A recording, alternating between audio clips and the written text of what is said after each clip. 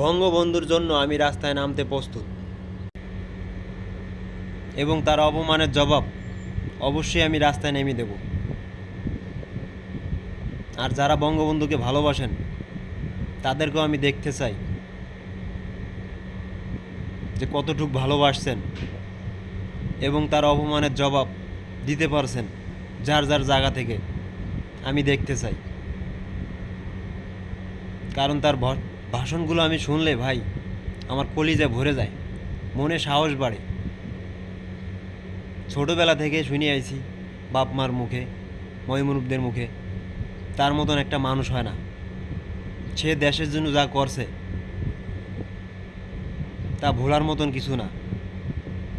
আজ আমরা বিপদের সময় ভুলে যাই, যার যার স্বার্থ হাসিল করি, এই জিনিসটা সম্ভব না।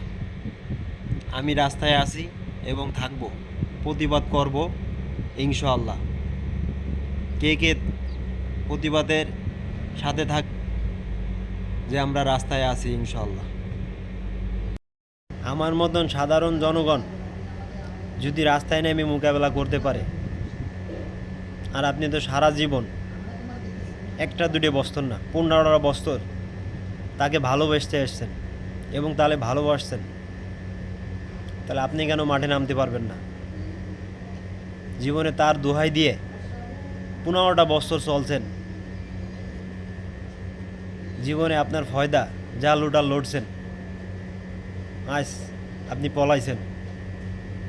দেখবো আমি সেই সব ব্যক্তিকে যে কে আগে সাড়া দেয়, কে রাস্তায় নামে। ইনশাআল্লাহ যে আমি আশা করি এমন কেউ ব্যক্তি বাদ থাকবে না যে বঙ্গবন্ধুকে ভালোবাসে, সে প্রতিবাদ করে নাই। সবাইকে আমি দেখতে পারবো, শুধু সময়ের অপেক্ষা এবং ধৈর্য ধরো। আমার কথাই সবাই দেখে রাস্তায় নামার জন্য প্রস্তুত হবে ইনশাআল্লাহ, আমি আশা করি। বন্ধুকে ভালোবাসা লোক তোমরা কোথায়? সাড়া দাও এবং তার অপমানের প্রতিবাদ করো। আমি জানি যে আমি একজন সাধারণ লোক, হয়তো আমার কথা অনেকেই কাজে দেবে না, তবে কাজে দেবে। ভাই, আমার একটা ভিডিওতে 3 লক্ষ লোক সাড়া দিয়েছে, কারণ তারা বঙ্গবন্ধুকে ভালোবাসে এবং আমিও মন থেকে ভালোবাসি।